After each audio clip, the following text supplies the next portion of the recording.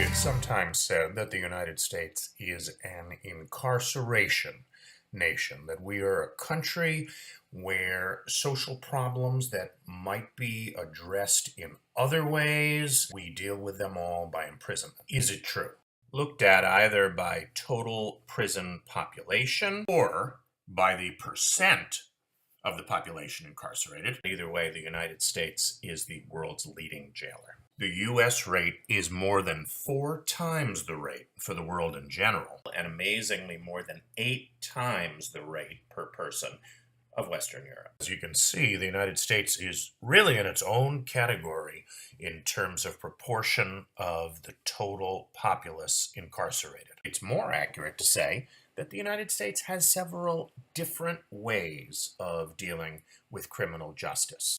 In the United States, criminal law is made mostly at the state level. Does the United States, for example, have the death penalty? Yes, if you're a poor black man living in the South, particularly in Texas. Now the jury brought in a guilty verdict, and the judge sentenced me to death. And only if the person you've been convicted of killing is white. So in our country, how a crime is dealt with depends on several things. On race, region of the country, and on economic class. I'm going to spend the most time talking about that last category because sometimes we forget about it. We generally use only punitive criminal justice in our regulation of those at the bottom of the economic ladder, whereas for those at the top who can afford to spend a lot of money on legal counsel and who tend to commit white-collar crimes which, at least on the surface, seem less violent. These folks rarely see the inside of our jails. Now all the criminals in their coats and their ties are free to drink martinis and watch the sunrise. Poor defendants are represented by public defenders who tend to be drastically overworked. Folks in this category feel a very strong pressure to accept a plea bargain regardless of their actual innocence or guilt.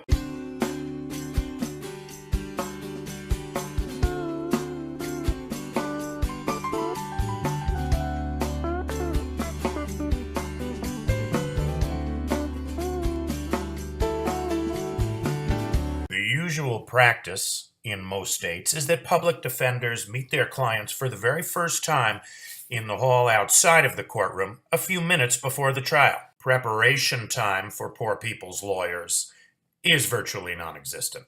In New Orleans, for example, public defenders averaged 7 minutes per client. That's for the entire case, including meeting time, prep time, court time, everything. 7 minutes per client. And while that is on the low end in virtually every jurisdiction, public defenders' caseload goes way beyond what is recommended.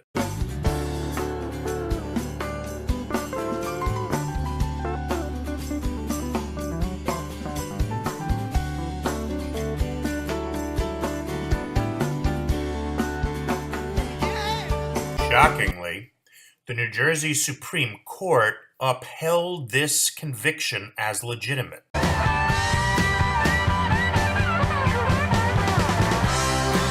In recent years, the number of cases going to jury trial has gone way down. Almost all cases are plea bargained today. But there may be problems hidden behind taking even what seems like a reasonable plea deal. Having a criminal offense on their record will make it much more difficult to get jobs. It can interfere with getting certain kinds of financial aid for education. Even a non-violent drug-related offense may make it more difficult to get public housing or government financial aid. Statistics confirm that for poor defendants who are African American or Hispanic, the criminal justice system tends to be even more punitive. Rather than burying you in statistics, I'm just going to give some illustrative examples. Atiba Parker was a low-level coke dealer. In 2006, he refused a plea bargain and was sentenced to 42 years in prison. It may give us some insight into why public defenders urge their clients to take a plea bargain, guilty or not. If we all plead guilty. Todd Hannigan was a 42-year-old man with a history fighting addictions and depression. He lived with his mother in her Florida home. Hannigan stole his mother's bottle of prescription painkiller. Bringing the pills to the park, he began taking them one by one, washing them down with beer, trying to get up his courage to take a lethal dose. A passerby called the police. He was sentenced as though he was a drug dealer. 15 years. Brush off the clouds and cheer up. Cheer up. Put on a happy face. Step up a lift.